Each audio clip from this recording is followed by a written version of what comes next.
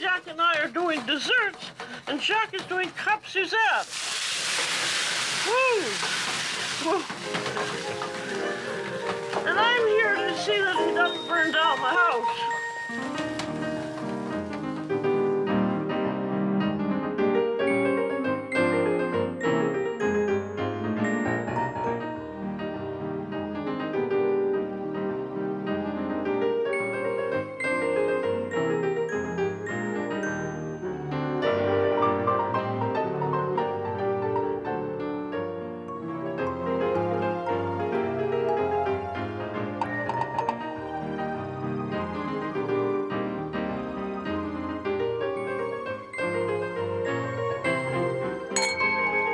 Happy cooking. Bon appetit.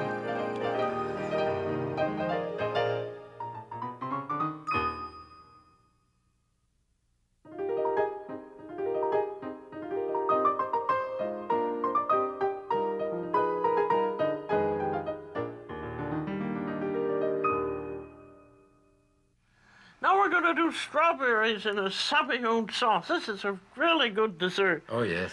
Delicious. We need 6 egg yolks. I'm going to point out here that never take your eggs and leave them out in the kitchen like these. These have just come out from the fridge. And as soon as we're through, they're going to back into the fridge because bacteria can multiply at room temperature. So don't forget that. Okay. How many egg yolks did you say you wanted? We're going to have 6. 6. Okay, so that's 4. And this is Jacques' special way of doing egg yolks. I'll break them and you grab them, right? But this is one way of getting yolks with just about no white in them. You have to do some too with your impeccably. And this is a real Sabayon unlined copper. I mean, this is a great specialty of Italy, and we're going to do it actually today with marsala. I'm putting my hand in it too. Well, After all, you know, I don't want you to have fun by yourself. Impeccably clean people. Okay. One way this is good too, that you don't break the yolk. Yes, so of that you're course. not ruining the whites. If the yolk is broken, then we have problem, but we never break yolk. Nope. Okay. Now you're going to put in the marsala. Here is your marsala. How much do you are you want? have? Do you think about a cup? A cup, yes. That's exactly a cup. That's exactly a cup. So Now I'm going to put this over hot water, and I'm going to beat. Well, I'm beating until it slowly I thickens. think we need a little more. Yeah, Okay. Good. You can always add another egg yolk. Yes. You're going to do the strawberries, and you're going to beat some whipped cream. That's right. So I'm going to whip a little bit of cream that we can put at the end, or sometimes you do, sometimes you don't. And I'm going to put about a half a cup, 3/4 of a cup of cream with a little dash of sugar, maybe a tablespoon and a half or so. So we are both whipping. Now, Jacques, would you say you can tell when this marsala mixture is done? Oh, yeah, it's when gonna the bubbles begin to subside. It's going to take a while. When you whip egg white, for example, you go up and you really inflate the egg white. With cream, you don't do that. You go back and forth this way in a gentle emulsion. Otherwise, it breaks into butter. Boy, some people play tennis and Jacques, we beat egg white, egg yolk, cream. So your cream is about ready when it holds a nice peak like this. You know, you don't want it too firm, you know. This would be called chantilly. Yes. Or chantilly. Exactly. Chantilly. Okay, so I put the chantilly here. Are we doing okay? You want to do a little beating? I'll do a little beating. Great. Sugar. So you put about a third of a cup? Yes. All right. You want to beat until it slowly thickens. It's rather like a crème anglaise, really. Yeah. And it should be at around 180 or until it is thickened. Yeah, it's getting there now, yeah. See if we have enough sugar in there. You know what we may need is a little bit of lemon juice, if you want. Fine. If you think it needs You to. do the lemon, I'll speed it. About ready. That's amazing how it's thickened. It really is kind of a marsala anglaise. Yes, yes. I think it's about done, don't you think so? I think it's done. Beautiful. So now we can certainly take it off the heat, right? So what we have to do, you have to help me water the strawberry. Now, have we washed the strawberries? They have been very, very carefully washed. No, you always wash them before you take the stem out of them, so those have been washed, because otherwise you have a hole inside and the water tends to go inside. And you know, we could season that with a little bit of sugar and marsala, this, and that could be served actually on a recipe by itself. Huh? But you want to do that with lemon juice? I think a lemon juice would be nice. Yeah. There's still some. We don't need too much, I guess. And this, of course, you would want to do that a little ahead, you know. And if this had been marinating or macerating for an hour or so we're going to do a gratin here. We're going to do it two different ways, right? And I think for the gratin, I'll put a bit of whipped cream, and for the other one, we won't. So here, if you give me a little bit of this, like this, you see I had that nice, beautifully thick. And into this... This is lovely the way it's... You wouldn't have thought that it would thicken up this way. We could add a little bit of whipped cream in there. It is often done, particularly if you let your sabayon cool off, then you combine it with the cream like that. It makes a richer, more beautiful. See, that's good. So you want to taste it now? Yes, I do.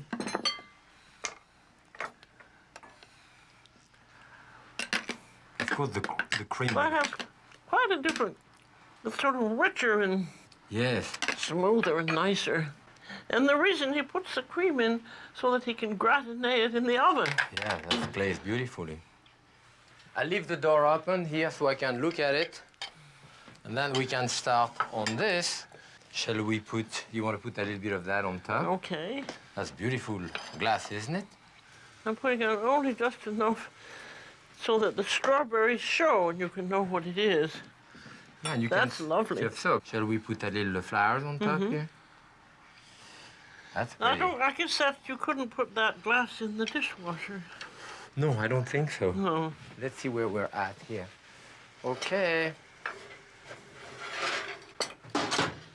You have a nice, you know, crusty little gratin like that. Lovely. Would you like to taste That one would of those? be nice. I would. That's hot. That's hot. It's awfully good. Well, what's next?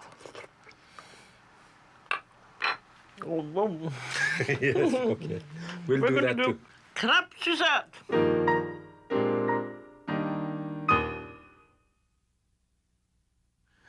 Now we're going to make two crepe dishes. One of them is a Suzette and the other one is a gâteau. Yes. They're both using the same batter. Uh-huh. So what we need is 1 cup of flour and we need 1.5 cups of liquid. It's going to be half water and half milk. You have to have 1.5. You use water in it because we want a very light crepe because it's for dessert. You want eggs in it, right? Yes, we How want. many Let's eggs? see, we have 1 egg and 2 yolks. 1 egg? 2 yolks. 2 eggs and 1 yolk, you say? 1 egg and 2 yolks. Oh, 1 egg and 2 yolks. Okay. The egg white thickens the batter. We wanted to keep it very thin, so we use All the right. yolk. So I'm giving you the yolk here. With your impeccably clean fingers. Yes. There. Here goes the liquid in. The whole thing goes in. We need 1 tablespoon of sugar All right. and There we are. 1/3 cup of melted butter. A tiny pinch of salt. Tiny pinch of salt. Kosher? No, I put regular salt. That's it. That's all there is to it. Yep. Probably enough. That's it. Is it enough? But I always let it rest because my theory is that the flour particles are going to absorb the liquid. That will make a tenderer crepe. It has a nice consistency. Look at that. That's Beautiful. very nice. Well, the nice thing about when we start making them, you make 1 or 2, and if they're too thick, just beat in a little water. Yeah, well, as long as we have the machine, we're going to do the Suzette butter. Oh, that's good. So we're putting about 2 1/4 stick of butter. This is a We'll do real enough. diet dish, as you can see. Yes. What I want to put in there is the rind of the orange, and I use this. That's a nice little machine, isn't it? Yes. You see, the rind stay almost attached to it, you know. So I have to go. Because you don't want any of the white pulp in it. No, you don't want the pith. No. You know, the white underneath, which tend to be bitter. It's really in the surface of the skin that you have all of the essential oil, you know. And that has such a wonderfully orangey smell. Yes. Now we're going to put the juice of the orange. The juice of those two oranges should be about, okay. You want to press it in this? I'll press mine here. Okay, so I have like probably 3/4 cup of juice here. And I put all of that in there. And a good 1/2 cup of sugar, I would think, here. Maybe a dash more.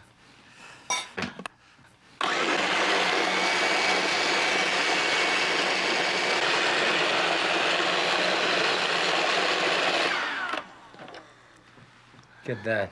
Now, in the old days when I was in Paris studying la cuisine, you did this all by hand, and you took sugar lumps and you rubbed the sugar lumps over the orange until the sugar lump had absorbed the orange oil. Well, I think everything took so much longer. Yes, then. but we're going to do one like this later on, I think. But it is amazing here, considering that you have about 2 sticks of butter, Dashmo, and I have almost a cup of liquid. And to incorporate liquid into butter, it's very difficult. And the machine has to turn extremely fast like that to get that type of emulsion. So now, shall we make our crepe? Yes. Okay. Now we have 2 different pans. They're both non-stick. This is just an ordinary non-stick frying pan shape. And yours... It's more of a crepe pan because it has a shallow side, but it's the same type of non-stick. This is bigger, it's about 9 inch, and yours this is about 6 inches. Yeah, right. You know. So, shall we start? Yes. And this is about, what did we say, about a quarter. About 1/4 cup, yes, you put there. I want it very thin, so I'm turning it all around. Yeah, it's very important to stir it very fast. And we have a beautiful crepe here, as it cooked, because the side here is the crepe dentelle. Lacy. The lacy. I'll put mine too. Now I'm going to wait And until... it has to brown a little bit. It's important to put it on this side here, not in the center, and move the pan. You put it here and you swirl it around. And even at the end, you shake it to fill up your pan, you know? Because as soon as the batter touch the pan, it coagulates and set. So if you don't spread it fast, you're going to have a thick crepe. So the secret of a thin crepe is really to spread it out fast. That's browning pretty beautiful. Sometimes if you bang it a little bit, you know. That's going to do. That loosens the... Sure, that loosens, no, it should. That's it. Beautiful. Let them brown a tiny bit more, but that's okay. That's beautiful, And you don't this is tell there. what you call the public side of the crepe, the nicest side. And mine, again, you know, if I bang it like this, I'd get it loose a little bit, yeah. Great. Okay, when I cook a little bit on the other side. Then if you have too much in, you can pour it out. And then scrape it off with a rubber. Nobody's going to see this side because it's not That's a the lip, public one. Here we are. So if you don't put enough batter on the other end, and you don't finish, fine, no problem. Put a little more here. It's going to set up. No one will know about it. It's better to put less than too much. That looks good. Turn it by hand. That's right. Very nice looking, that one. Yes, it is. I think yours is better looking than mine. A little brown. Well, you like it? I like mine a little brown. Yes. I'll just put it off here. And then you can make these crepes ahead. And I actually, if I'm going to do them ahead, I like to put them on a rack and let them cool off. Then you can stack them and freeze them, and you can make a crepe dessert anytime you want. Yes. Now we're going to do a wonderful gâteau of crepes. This is crepes and jam and nuts. And this was invented by the Hungarian great-grandmother of our friend Susie. Of Susie. No, so we're doing the gâteau Susie and the Crepes Suzette today. So that's very nice. And this Yeah. is just any kind of nuts all ground up, a mixture or just pecans. I think great-grandmother did them with just pecans, didn't she? Are we going to serve that with chocolate sauce on top? We so are indeed. Otherwise, you could put chocolate, I suppose, inside. You could put also. anything you wanted. Yes, well, almost. It's sort of a wonderful... Banana, you know, maybe sliced fruit would be good too. You can put anything you'd like. And then usually we do what about? As many as you have crepes. The more the better, right? Yeah. Okay. Well, I think that should be just about the last layer. We must have at least 20 here, right? And we'll save some for the next time. Absolutely. Here we There, are. there's the final crepe. The final crepe. That's going to be covered by the chocolate sauce. That's good, beautiful. We are serving a chocolate sauce with that, so you want it directly on top? Deliciously. And we But keep... not so much covered that we wouldn't have any idea what it was. Good. Yeah, Yes. that's about it. Well, I think we're going to cut it directly into a nice wedge here. This is beautiful. It cut very easily, That's too. lovely, yes. Look at that. Well, now that's beautiful. There's that little morsel. That That's looks nice. very nice. I think this is a very good idea. That will please children and adults alike. Crepe, raspberry, and chocolate can go wrong. Susie's great-grandmother's gâteau de crepe.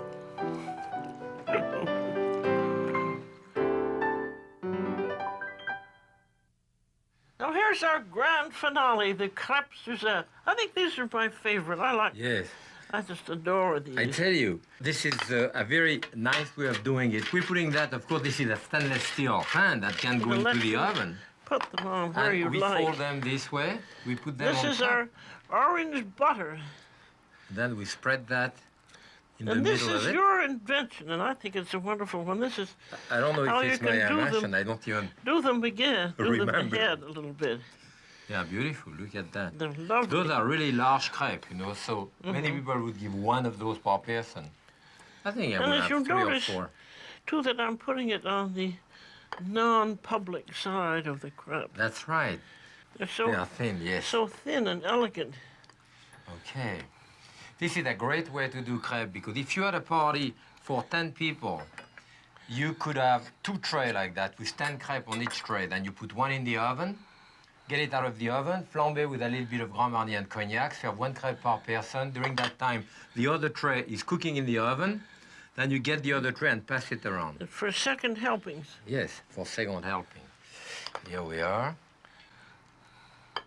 I think you're generous with the butter. That's good. We need to here. Maybe one more. What you want to do is to leave a little corner here because when you pour the alcohol on top, you should have a place to scoop it up with your spoon to put it back on it. Those are That's lovely, delicate, thin crepes. Thank you. So here we have them here. That should be fine.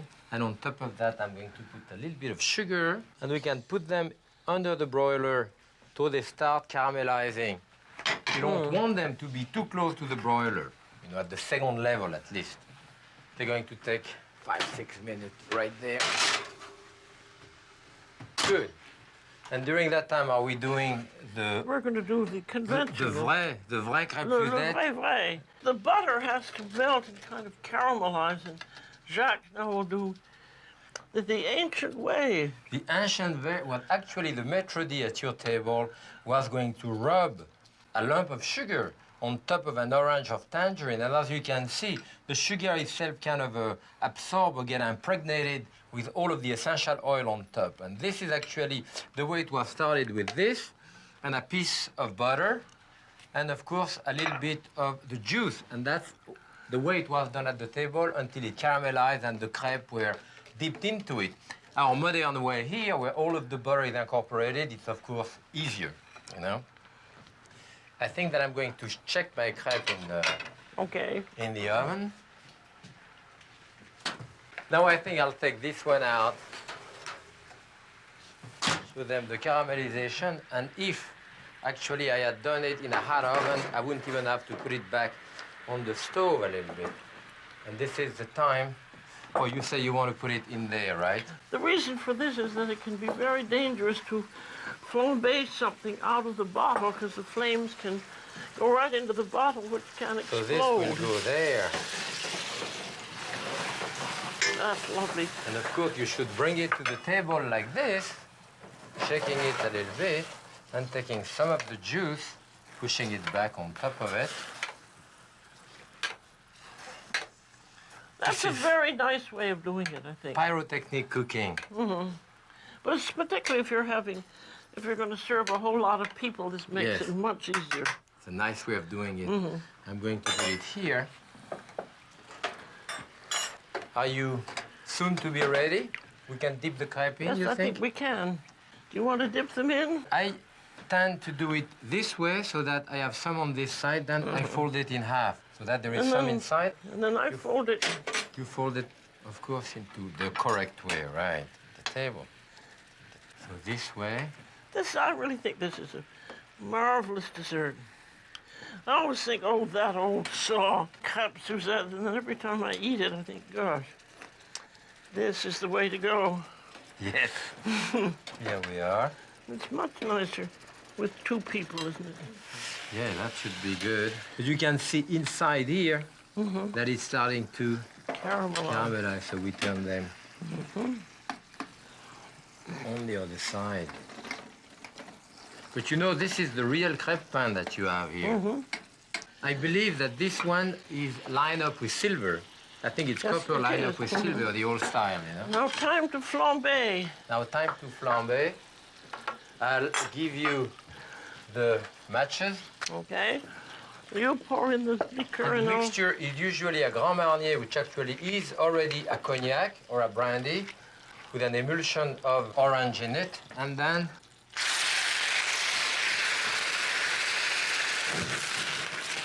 Now burning your face, lighted. beautiful. Well, that's beautiful. Why flambe, you might well ask? Well, the reason is that you want to burn off the alcohol, which would be too strong a taste. And by flaming it, the alcohol goes off, but the taste of the liqueur remains. So we're going to taste it with dessert like this, you know. A dessert wine is quite appropriate, and in that case, this is a late harvest Oh, Riesling, you know, Johannesburg Riesling from California. That should go very well with it. So we are ready to taste. Okay, this one. That's good. This is delicious. Well, all that butter is so good in it. it helps. It's Yes. not a dessert for every day.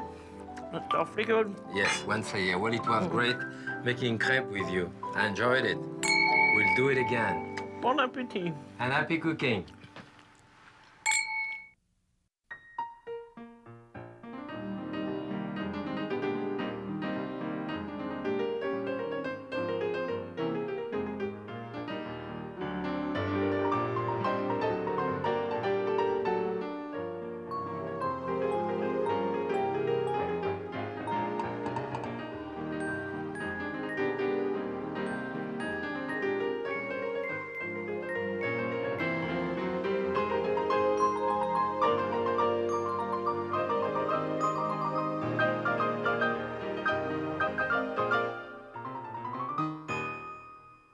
A presentation of KQED San Francisco.